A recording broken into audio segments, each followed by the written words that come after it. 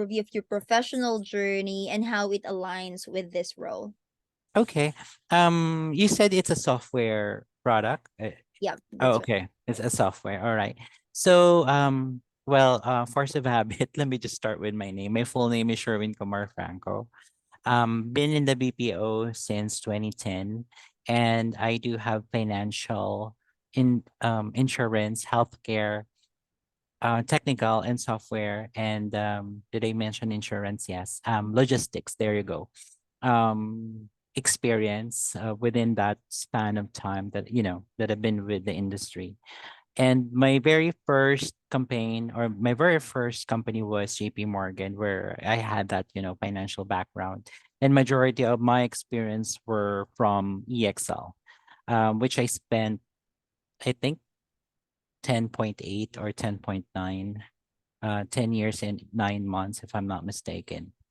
And then my very last company was with WNS. So I'll share more with my experience in EXL.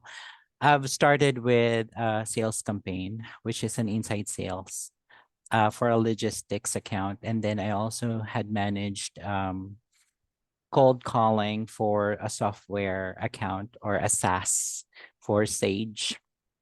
And then since 2013, I've been with the training delivery team. So, if you're a trainer, definitely you would still be taking calls. So I've been doing that. I'm handling classes, and at the same time, if I don't have any class, I am doing my sales task. And then that is the reason why I got excited when I was asking you if does it involve like more of onboarding or like training like kind of work. But then again, I understand now that it's more of the presentation, and it's good to know because I've honed my presentation and so was my soft skills during the time that I am doing training. Because of course the platform and so is the soft skills and so is the leadership right after I became a trainer was honed by EXL. It is where the confidence I got, in facing clients, and even, I'm not facing them because the technology that we're using is just talking over the phone, but because I am part of the training and leadership team, I was able to do client facing, so both onshore and local clients. And my very last job, as I've mentioned, would be WNS as a deputy manager, where I handled multiple sites and handled trainers and assistant managers. So I had developed I'm in charge with the overall training delivery and developing the team. So going back with the post itself, I believe that I could definitely use all those experience with me, the confidence, the soft skills, the training, the sales background, and so as particularly the software knowledge into this business, and hoping that I would be part of this company that would help them achieve the goals and the quotas if they do have one. Awesome, awesome. Well, really amazing. Thank you so much. But so I just have, I'm curious Yep. with your most recent role as a deputy Mm-hmm. manager. Yeah. What are, what are your, is there like a metrics or KPIs you need to hit, or maybe you can just share with me like how's your success being measured in this position? Good question. Personally, for deputy manager of training, I don't have KPI, but of course my trainers have one. Mm, I actually personally had designed it. uh, So yeah. But for the deputy manager, we don't, but we are receiving what do you call that? Profit sharing. So I think the profit sharing would just be based on the total or the overall performance of my team. But as per my own KPI, I don't have that. But of course, my trainers have one. Would awesome. you like to get the KPIs of my trainers? No, understood. I understand Okay. that.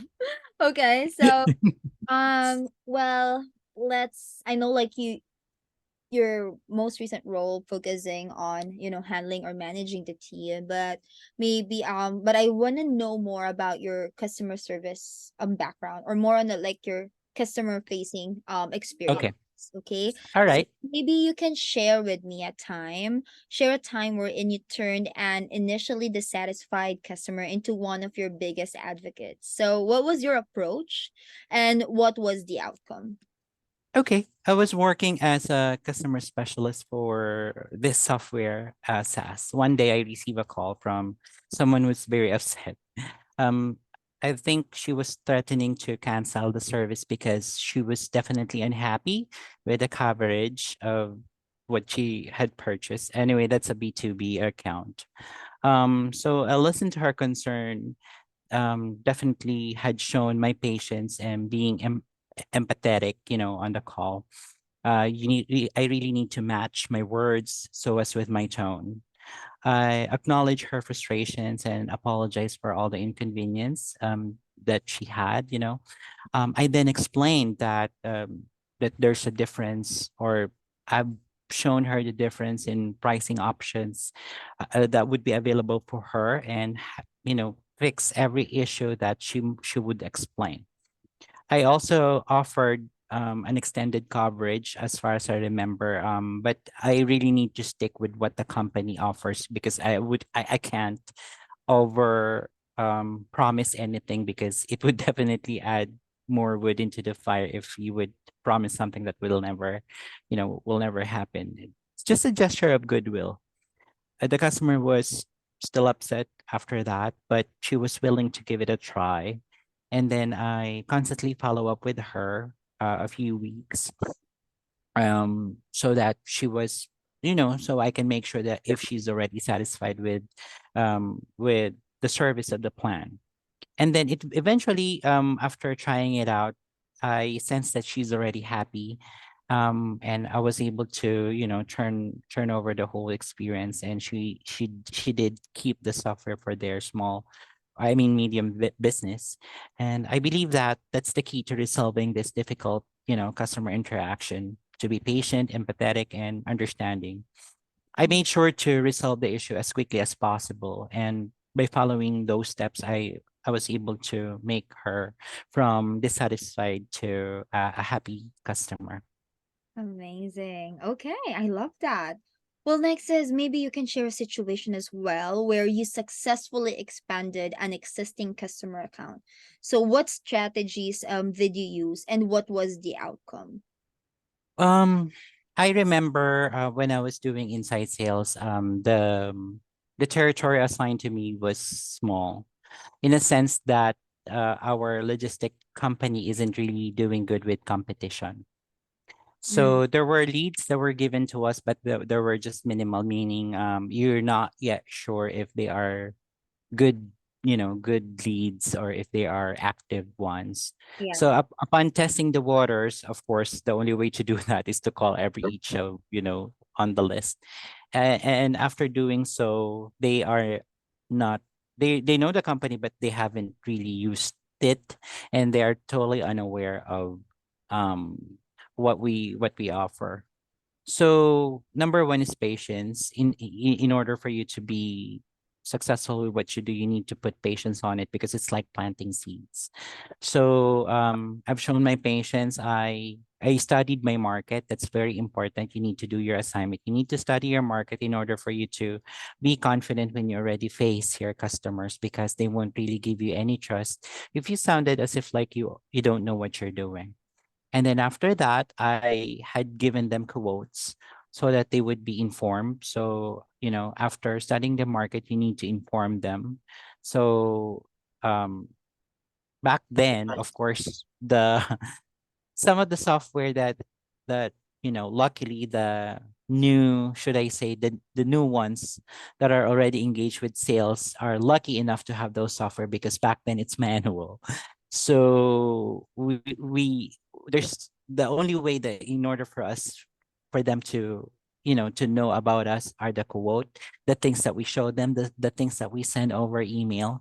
And I think it honed those, sorry for the lack of term, old sellers or inside sales marketers, it honed the skill set, the soft skills, the communication skills, the way you are being very think of ways outside the box in order for you to really promote your company. Unlike now, they have tools. They have so many ways of doing it, like social media, high technology, advertisements, and so on and so forth. So because we lack that, I needed to make use of all my resources like email, quote, and then me on that particular time maximizing that opportunity, talking to a decision maker, because if you were given that period of time, it's precious. So maximizing and building rapport. So that is how I expanded it. And eventually, I was able to make them try the services of YRC. So despite of the competition, I was able to raise by year end, because that is how it's being measured, year over year, 15%. And 15%, having said 15, like 15 companies, fighting for Texas, fighting for one state, is a big leap for the year over year sales for Dallas. So yeah, so I think that is what I can share on expanding my territory. Awesome, awesome. That's really exciting. And well, my last question, so well, not really again a question, but maybe you can share your approach, to onboarding new customers and ensuring a smooth transition into their partnership with your company. um, for new clients, is that it?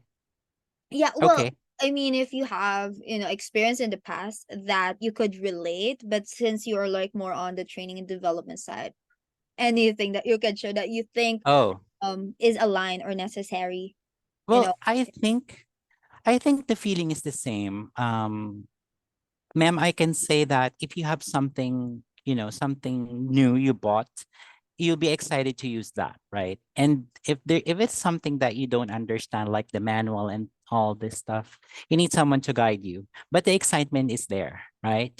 So what you need to do as someone who's going to guide this person in purchasing this, let's say this new makeup or this something that is just newly purchased, you would bank on that excitement. So you need to be energetic, patient, and ready to face all kinds of questions, and even guide them baby steps with, you know, in using that product, and make sure that by the end of the day, they are, all questions were answered. If not, then you had assured them of when it will be given to them, given them an assurance, and stay on top of it. Like there is an ownership, because you already have them, right? So they are already a customer. The next step is to make them a loyal customer. There's no other better person who's going to market your product for you but your own customer, because that's the power of words, more powerful than a typical advertisement.